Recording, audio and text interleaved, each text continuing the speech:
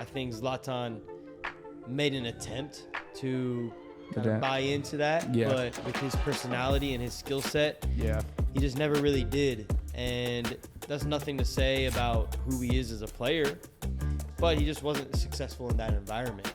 And then you saw what Barcelona went on to accomplish, of course. Yeah. So you can't blame the environment either, but you can blame the player for not adapting to that environment. Because a lot of times you see players go to teams, or they make a jump from a team to another. More so, like, obviously, if they're like trying to go from a smaller club to a bigger club, and sometimes they don't work out, and it doesn't even come down to adaptation. It comes down to them just not being good enough. With that one, that's a player that comes in where they should just, like, you are performing, you're doing well, but it's like... He scored a lot of goals. Yeah, but it's like you're not fit for the whole thing just because you're not willing to adapt to certain areas of your game.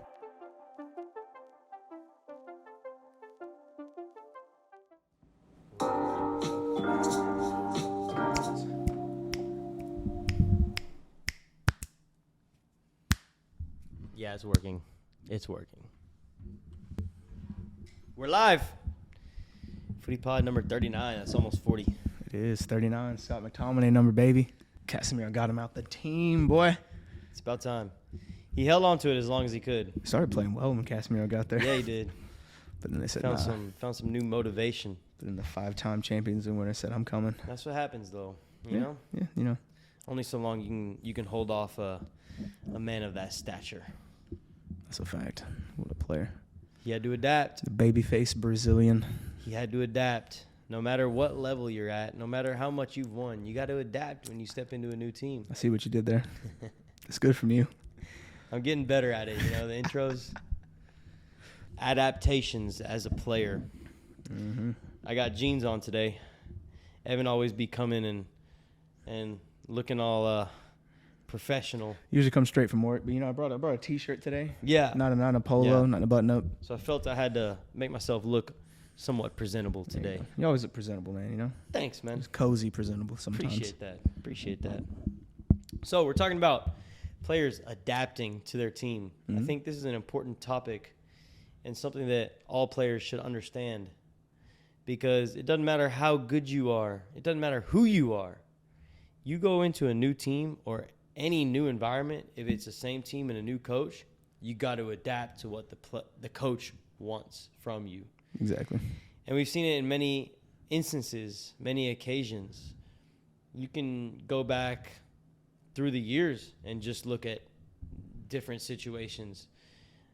One that pops into my mind right off the bat, Zlatan when he went to Barcelona.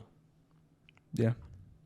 That was a huge signing for them. They got rid of a lot of players to bring him in. Mm-hmm. And he was supposed to be a player that was going to like kind of lead the charge with Pep. Did that replace Eto'o? It was the Eto'o replacement. Okay. Yes. Yeah. Because Eto'o went to Inter. Yeah.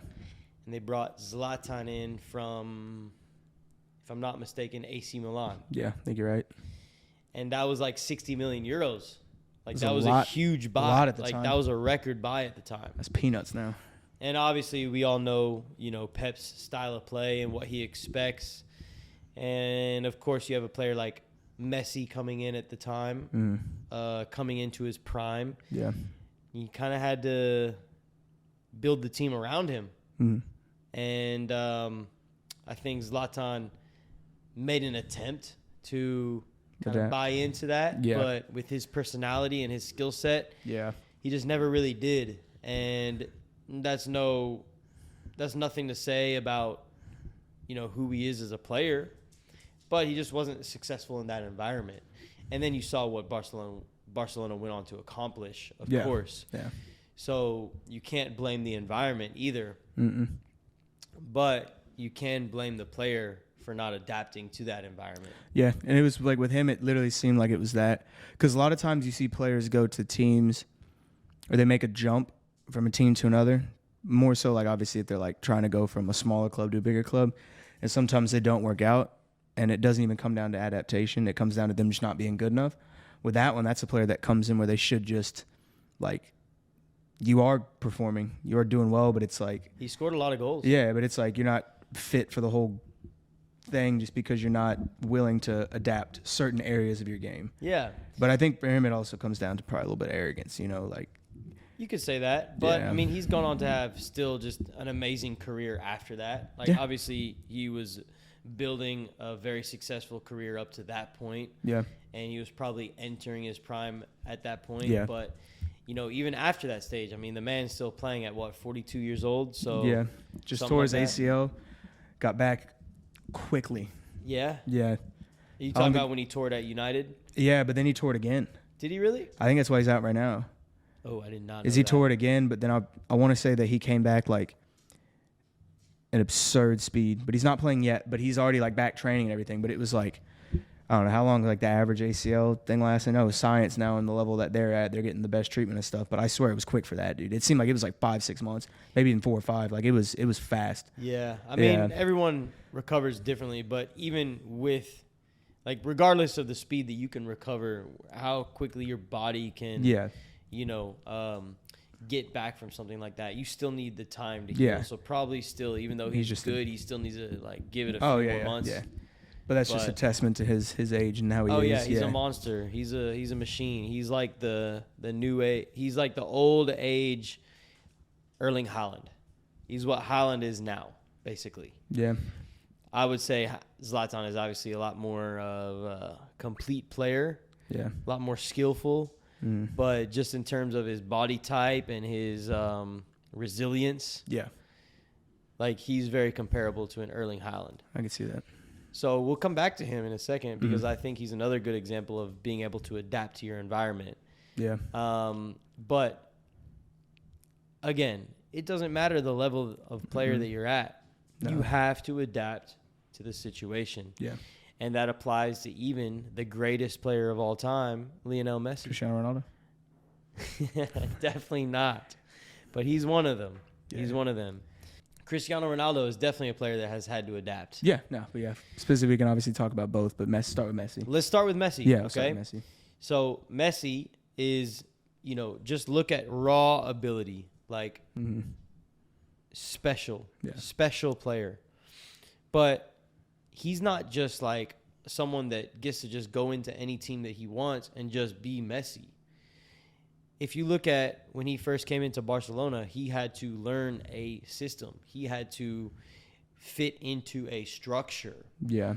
And when you do that as a player, it allows your natural qualities and abilities to shine. Yeah. And this specific example can relate to a lot of youth players now who, you know, maybe they're very technical. They play a lot of futsal. They do a lot of individual training. They're quality players individually, but then they go out into a team environment and everything is just, oh, the coach doesn't get it. The coach doesn't trust me. The coach this, the coach that. And it's always blaming the environment, blaming their circumstances for their lack of success. Yeah. When really they should be turning the mirror towards themselves and asking themselves what they are not doing to fit into that environment, to fit into the structure that has been presented to them. If you show that you understand what the coach is trying to accomplish, what they are trying to establish, and you have a firm grasp of the structure, there's freedom within that structure. Yeah. And I think that any coach, any good coach, will agree with that. They want their players' individual qualities to shine, but they have to fit the model that they're developing. Yeah, you got to take care of you got to take care of all the other responsibilities and stuff like that. Like obviously him coming in at a young age, I mean, he obviously grew up in La Masia, kind of like all those, if you look at like Pedri and Gavi now and all that. But even then, like, I mean, you're obviously playing at such a young age for a reason, but I'm sure going from those youth teams and like Barcelona B to then that big team at such a young age, it's like, sure, they know what kind of talent he had, but it's like you have to adapt to the way it plays. So it's like maybe in that Barcelona B, you're able to just dribble around everybody all the time while still doing, you know, some of like the basics. But nah, it's like when you get into that actual Barcelona side with all those other big hitters like Iniesta, I mean, they had a lot of people back then, Ronaldinho, all those guys. It's like, well, you got to make sure that, you know, you're in the right spaces. You're 1-2 touching when you can. You're not being selfish. You're making third man runs.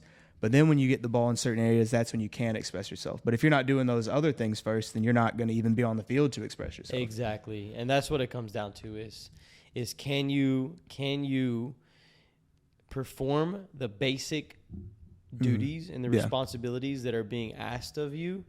And if you can, guaranteed the coach is going to let you be the player that you are. Yeah. Because that's why you're in the team in the first place. Exactly. You wouldn't have been brought into whatever environment that you're in if the coach didn't trust the qualities that you have to offer. Yeah. But do you understand what the team is trying to do? Because it is a team sport. Exactly. It's a team sport at the end of the day. Yeah. So no matter how good you are as a player, you have to be able to fit into that team environment, into that team structure. Yeah. And so, again, Messi coming up, everyone recognized the qualities that he had. I think every single player in that Barcelona first team, when they saw Messi train with them for the first time, knew he was going to be the best player of all time. So Ronaldinho told Kobe. Exactly. Yeah. They knew it. But if Messi didn't adapt, if he didn't learn the team structure, and of course, it's the same kind of model that they were learning in the academy in La Masia, but it's a lot different at that level. Yeah. And so if he didn't adapt to that level, he would not have been as successful as he is. Of course, he still would have had an amazing career because you can't deny the individual quality that he had. But I don't think that he would have had that long of a career at Barcelona had he not made that internal decision to go out there and execute exactly what Pep wanted him to do. And of course, that required a little bit of adaptation on Pep's part as well, right? Yeah. Like making sure that he built the team and the tactics around Messi's individual qualities. But if Messi just went out there and did whatever he wanted to do, that Barcelona golden era never would have happened. It never would have happened. No. I mean, I think it kind of compares, like, obviously for everybody listens, mainly soccer players, but there's probably other people listening, but you could literally talk about it in like an office sense or anything like that, where it's like you get a job and if you don't do the basics of your job, you're going to get fired. But if you do the basics of your job and that's all you do, you'll still have your job, but you won't get a promotion or anything like that. But I feel like obviously doing your job to the best of your ability then allows you the chance to actually separate to where it's, hey, this guy's overperforming, but he's still doing all the right things, so now you get a promotion. And I feel like it kind of compares to like that same sense of when we're talking about with Messi in a sense, because you could really look at kind of all those players that they have, or all the ones that come in, like even like if you're from that kind of golden era with Barca, where it's like Pedro and some of those other guys like David Villa, stuff like that. It's like they were doing a lot of unselfish things because they knew that was what they needed to do in that team. And that in turn allowed them to get a good amount of goals, but it just gave the whole team success. 100%. Yeah. You bring up a couple of good points there. I'm going to come back to the job thing. Yeah. But let's talk about like David Villa. Okay. Yeah. He came from Sevilla. Was it Valencia? Was it Valencia or Sevilla? Valencia, yeah. The main man there. Yeah. Right? In the Spanish national team, he was the main man. Bagging the number goals, 9 man. scored all the goals. Yep. Sometimes played off of Fernando Torres, but a lot of times was the sole number 9, Yeah. right? At Barcelona, he was not that. He played out wide. He was asked to like stick to the touchline and make diagonal runs inside. And at first, like I'm sure that was a struggle for him to grasp, to buy into. But he turned out to be one of the greatest Barcelona forwards that ever played for them. Yeah. In one of their most important times, right? Yeah. The same can be said of Thierry Henry when he came in from Arsenal. Yeah. And he's talked about it a lot as a pundit, where he wanted to be a little bit more free and wanted to get on the ball, wanted to, receive it at feet and drive forward with it and kind of create for himself a lot of times. But at Barcelona, he was asked to stay wide. Yeah. And through the build up, stick to his position. But once he got into the attacking third, was allowed a little bit more freedom. And that was difficult for him as well. These are legends that we're talking about. Yeah. Legends that had to come into a team and buy into their model in order to realize team success, because team success is ultimately their individual success as well. Yeah. Would David Villa be considered the player that he is if he had not gone to Barcelona and won all that he did? Probably not, but I mean, of course, always would have been considered a great player. Yeah, I mean, just because of the stuff he's done at the World Cup for Spain and Euros and all that stuff. But yeah, I get what you're saying. Like, I mean, it's kind of like we talked about making that jump as a player. Like, that's a perfect example where he went from a good, probably like 4th, 5th place team in La Liga to jumping to that top team. And we've seen a lot of times that doesn't work. Like, you look at Griezmann, some other guys that were on another. I mean, he was obviously on probably 2nd or 3rd best team throughout that kind of period, but it was like he tried to make the jump, and I think with him he tried to adapt at times, but I think he just wasn't able to adapt enough as a player and perform with it. It's just understanding the movements, how to move off the ball, how to get yourself in the right positions to where your individual qualities can shine, to where they can stand out. So then going back to your job reference, so you're in sales, right? Yeah. As a salesperson, you can be the best salesman in the world. But if you don't show up on time, if you don't make enough sales calls, if you don't follow the script and you know, try to promote the right things, are you going to be successful in that position? No. Are you going to help the company reach their goals? No. And so then from there, if you go and try to move on to another position, another company, are they going to give you a good reference?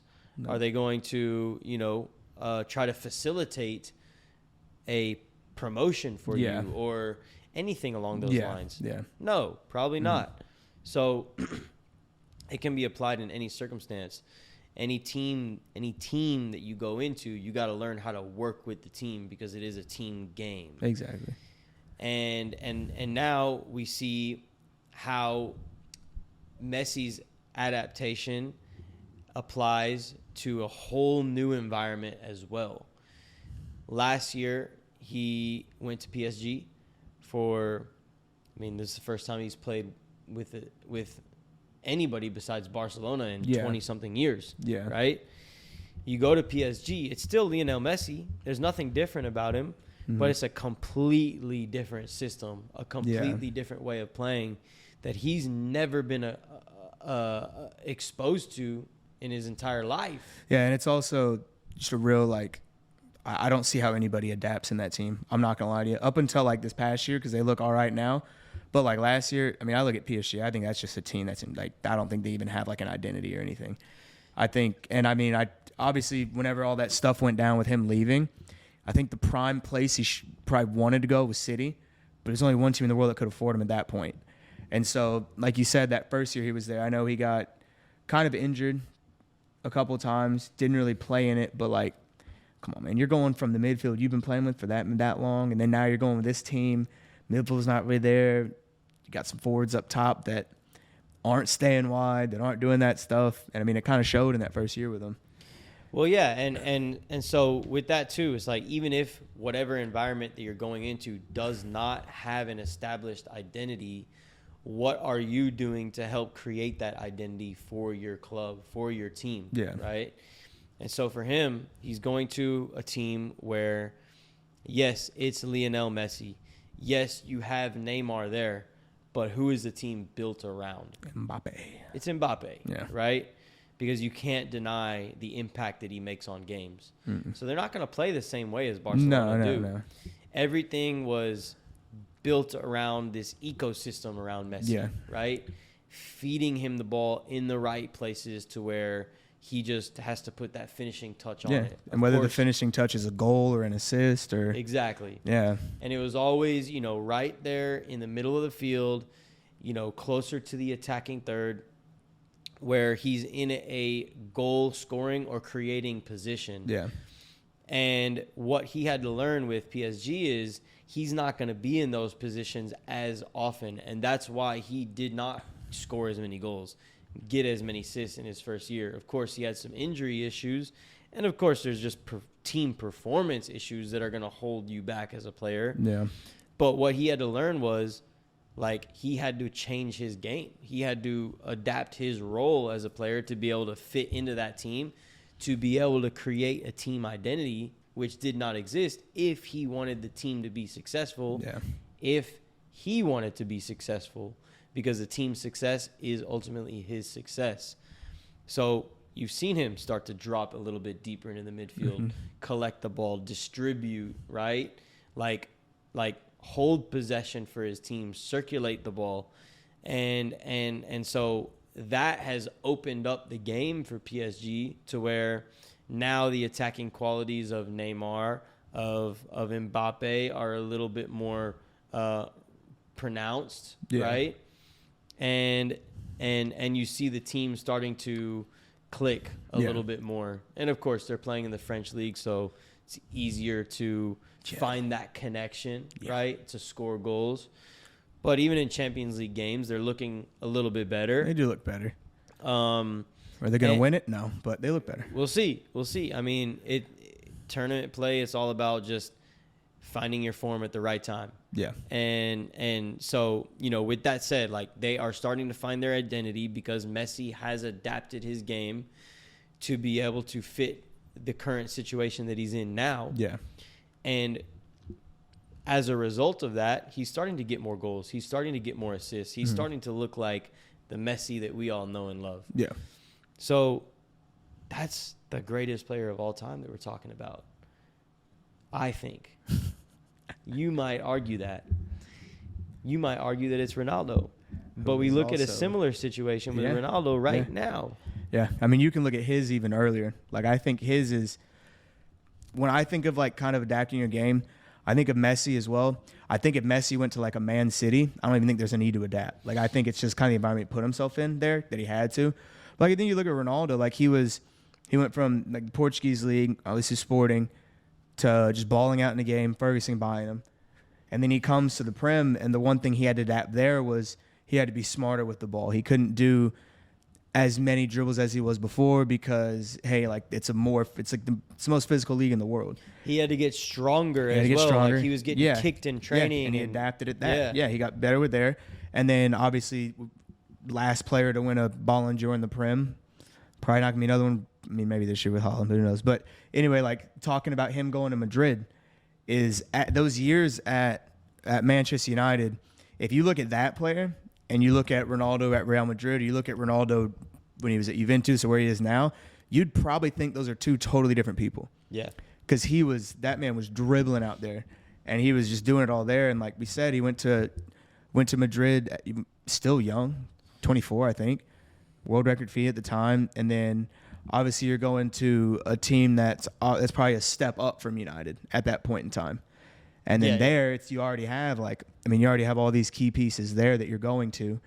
So you have the wingers. At that time they still had Raul and Figo. Did they have Figo? No, I don't think so. Was he already moved on? I think he was moved on. But it was like him. Raul was the number 7, so he had to wear that number 9 shirt. He wore the 9 to start, yeah.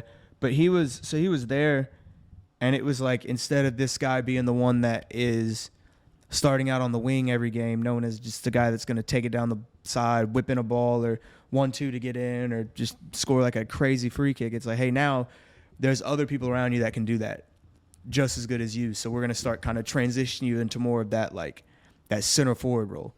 Because if you're talking just pure finishers, he's probably the best from, like, just a scoring standpoint. So I think that's when he started to recognize that, and they did as well. So it's like, okay, now you're not the one that's going to be actually dribbling the ball, beating all these players, but we have players that can do that. Can you just make your movements in the box or your runs going forward, whether diagonal or straight line, straight runs, but now you're going to get the ball. So now your job is solely basically just to finish it. Yep. Yeah. You're going to be the end product. Mm-hmm. Yeah, and so he did start to transition into more of that number 9 position.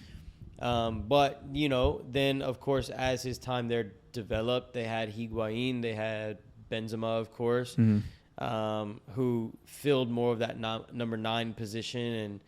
And he still did play off the left a lot as, kind of a second striker.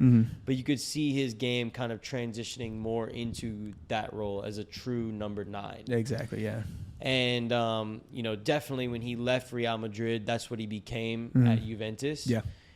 And that was the expectation for him coming in at United as well. Yeah. And coming back to the club. And that first year, I mean, he did.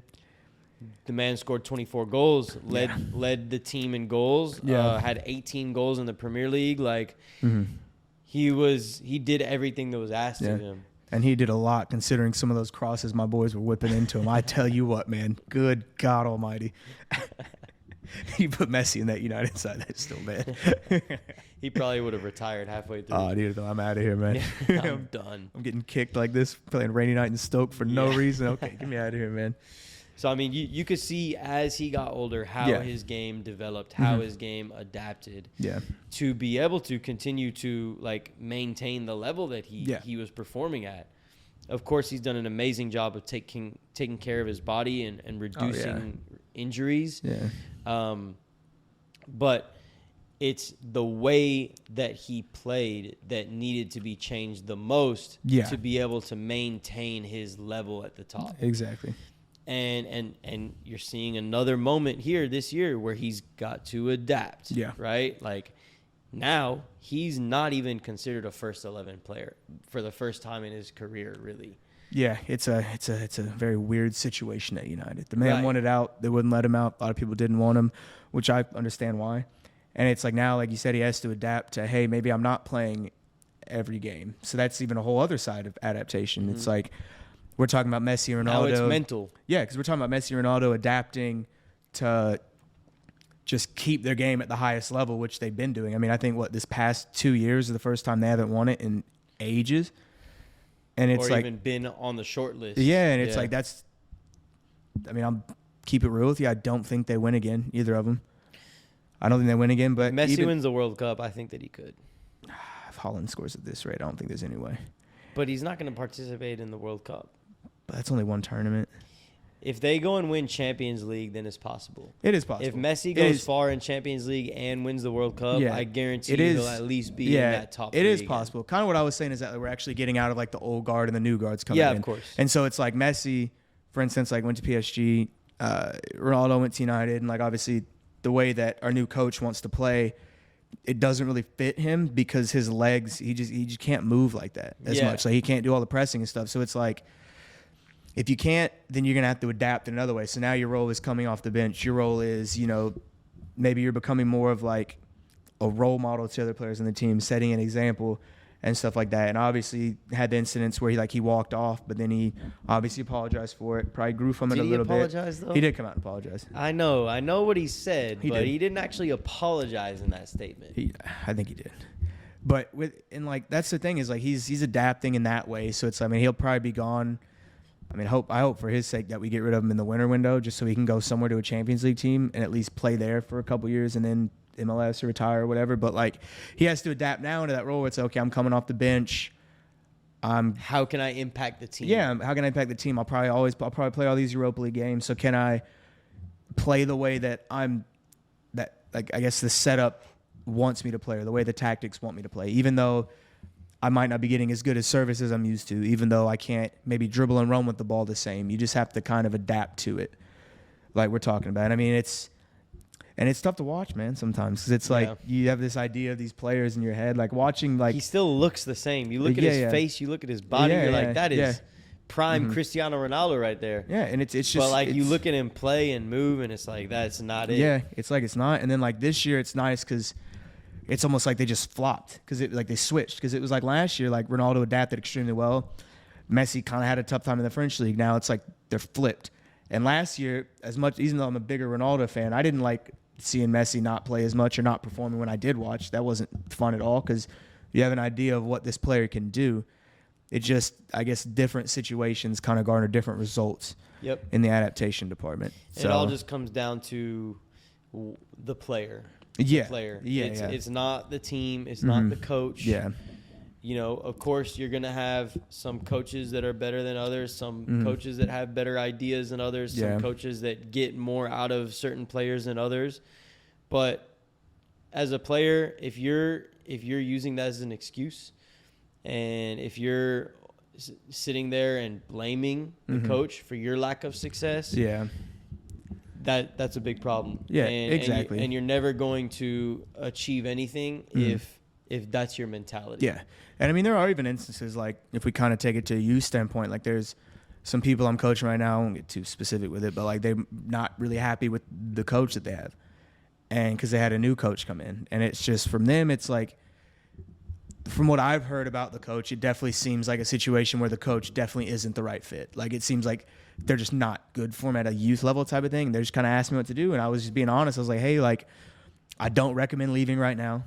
I think that sets a bad precedent for the kid, because it's like, hey, you don't like this, let's just get you out. Yeah. Now, obviously, there's instances where you would need to get out. If it got real bad or inappropriate or anything like that, you do have to get out. But what I kind of said is, I was like, hey, like, a lot of times, especially if they do want to go play at a high level, whether it's pro soccer, whether it's college, whether it's national, anything like that, like, you're going to have a bunch of different voices that you have to listen to. So even though that coach might be a bad fit, you can just adapt how you play with them. So, like, still obviously play how you play, but, like, if they want you to do a certain thing, do a certain thing, but also adapt to, like, how you're receiving information that they're giving you. You know, like, you might be used to a coach that's not as vocal and is more hands-on, more caring, and that's good, but then you might have a coach that isn't that. So you can't just be upset that that's not the coach you have now. You have to at least try and adapt to that, or just make the most out of it and let it, like, kind of help you for maybe the next situation you're in. So you have a bunch of different voices that you're used to, because then if that ever happens again, you've already learned kind of how to adapt to that. So then the next time you get in a situation like that, you're already going to kind of, okay, I know what worked when I had a coach that was like this, or I know what worked when I had a team that played like that. Do you get what I'm saying? Absolutely. In a sense? Yeah. Absolutely. Yeah. I mean, that's what it's all about. Yeah. It's like, every situation can help you as a player if you let it. Yeah. If you Sometimes let you got to dig deep and find out where it can help you, because, I mean, Yep. sometimes it's hard to find it, but you can definitely find benefit out of almost everything. Absolutely. Yeah. Absolutely. Yeah. You know, I think that, again, it's are you looking for the light in every situation, or are you just looking for a way out? Yeah, exactly. And if you're just looking for a way out, well, you're just holding yourself back at the end of the day. There is something that can be gained from every situation, Yeah.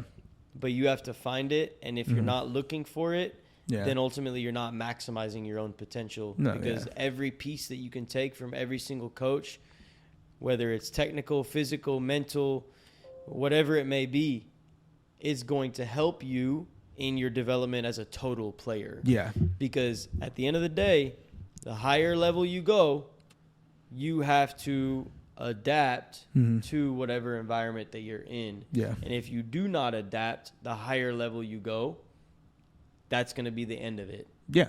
at the end of the day. Exactly. And I mean, I think that's one thing we see with like a lot of players nowadays. Like, whenever, the one thing I hate, like, talking about, like, current players and stuff, is when a player tries to make a jump to one of those, like, major teams, and fans are just like, oh, why'd he do that? He shouldn't have done that. It's like, what do you mean? Like, that's ultimately the goal. So what? You tried to get there and maybe it didn't work, and you end up back where you were and you start performing again. But you can't, if you look at anything, viewers, from, like, even just, like, with, like, real life stuff, like, if you look at anything and it's like, oh, I'm comfortable here, so I don't want to make that jump and try and adapt there or try and find success there, then say you stay there. But then at the end of your career, it's like, okay, I had a good career, but what if I went to Madrid, or what if I went to Man City? It's like, maybe you tried it out, it didn't work, you tried it out, you know? Yeah. And maybe you did try and adapt, but you weren't good enough, but I mean, you found that out.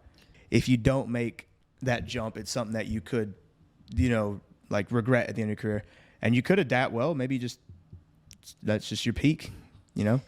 Yeah, Yeah. of course. And obviously you don't want to hold yourself back from making jumps like that, because even if you don't reach that level that you jump to, Yeah.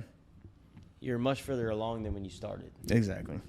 So regardless, you're making progress, but you got to make sure you're open-minded to see where the opportunity is to adapt and to grow and to fit into the team structure. Yeah. And once you do understand that structure, the freedom is there to be you. Yeah. And that's what this game is all about. It's meant to enjoy. It's for the players. Exactly. But in order for you to enjoy it, you have to be successful at it. And to be successful at it, you got to help your team be successful first. Yeah. Exactly. That's all we got. We That's lost all we a little got. bit of video, but most of you guys are listening on audio anyways. Yeah. So if you are, be sure to give us a subscribe and a like and a review and a share and a Comment, you know. comment maybe. Maybe you want to hear us talk about something that we haven't talked about yet. You know, Yeah, give us some ideas. Yeah. We're kind of running out of ideas. Yeah. We're supposed to do a World Cup preview, but we keep having technical difficulties. Done that 3 times. Had another technical difficulty today. It happens. It happens. It happens. So this was episode 39. Not sure what I'm going to call it yet. Something about adaptation. There you go. But I guess you'll find out whenever you read the title.